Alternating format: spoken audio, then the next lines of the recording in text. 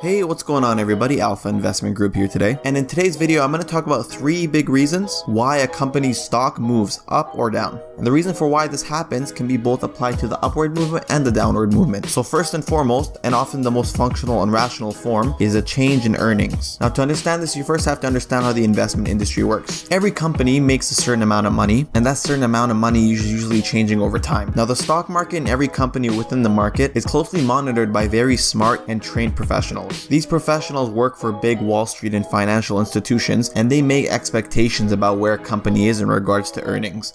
There are some companies that are high growth companies because they're new, and there are some companies that have been around for a long time and they're more stable. Regardless of where this company is in its life cycle, they're expected to make a certain level of revenue and a certain level of income. They are for-profit corporations, and that's what they're there to do. So Wall Street has earnings expectations issued to every single company right before their quarterly and annually reports. Quarterly and annual reports are basically like report cards that companies are required to issue for the general public. This so-called report card just gives information on things that are going on with the company, how much money they're making, their products that are doing well, things that are shaping the environment, etc. So you can look online right now and there are earnings expectations for every single company. Companies issue quarterly reports once every 3 months and a big annual report at the end of the year. During the time when these earnings are coming out, it is referred to as earnings season. And the reason this moves the stock price is because when earnings are well below or well above estimates, the stock moves in respect to that direction. The current market price of a stock is the public's perception of the value of the company that the stock represents. The whole reason there are participants in the market is because they're trying to anticipate a company that will have future value. So when a company releases the most up-to-date news on its earnings, it's telling you where the company is, and that is the most relevant piece of information because it is in the present day, whereas all other information was in the past. So when a stock is well above or well below expectations, the market price has to adjust where the new perception is. Essentially what's happening here is some forecasting as to where the company will be in the future. The market price that is here today is a representation of that forecasting. When a new earnings per share is issued and the company's performance is issued via quarterly and annual reports, the public and market perception can change and the stock price will move upwards and downwards in big movements accordingly. Now the second thing that can lead to big movements in the stock price is reaction to news. What this news may be can vary every single time, but oftentimes when there's news regarding companies or industries or an economy, this can again change the perception that the public has and the market has on a certain industry, company, or sector in the economy. So one big example of this is mergers and acquisitions. When a company is rumored to buy out another company outright, this often leads to a big jump in its stock price. So one recent example is the acquisition of Fox by Disney. And here's the stock price. As you can see, in the months of December and around November, the stock price jumped up immensely. This wasn't due to new earnings. The company wasn't more profitable. It was because there was rumors that it was going to be acquired by Disney. These rumors confirmed to be true, but rumors are not always true. Let me give you an example. In 2008, there was a leak in news that Steve Jobs had died. Now, Steve Jobs didn't die until 2011. So in 2008, he was well and alive. However, this news went out into the public and essentially spread and became viral. Apple's stock fell 10% that day. Now, there are very few occasions when you see Apple stock move downwards ever, let alone 10%. However, the false news of Steve Jobs dying in 2008 was enough news for that to occur. These are very two extreme examples, but if you follow the markets closely and you also look at financial websites and news articles, you'll see that many stocks move in tandem with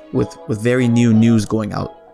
And that second part very closely relates to the third part, which I'm going to bring up now, and that is anticipation for change in the business environment. In the society we live in today, change is rapidly occurring. These changes that change the business environment often changes the perception investors have on certain businesses or sectors. And when the change is favorable or perceived to be favorable, you can often see people trying to get in early and trying to squeeze in early into a stock in anticipation of it having further value in the future. One example of big change that is occurring right now in present day 2018 is regulation and laws revolving around marijuana. And with that, there has been an emergence and a high level of growth in the value of marijuana companies. What this really is a number of investments in the market believe these laws and regulations will put marijuana in a favorable position somewhere down the road. If you look at the income statement of many of these marijuana companies, many of them don't even have any profits. So the growth that they're experiencing in their stock price is by no means a fundamental form of growth. It is anticipation and expectation for change. The key word here is change. They believe something will change. One form of change that's occurring all the time is in technology. As businesses continue to develop and create new forms of technology that are better for the public, this often leads to disruptions in the financial markets. The reason for this is because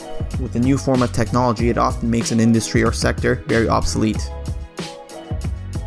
So in the technology sector, there's new companies coming around every day trying to better something or to create something brand new.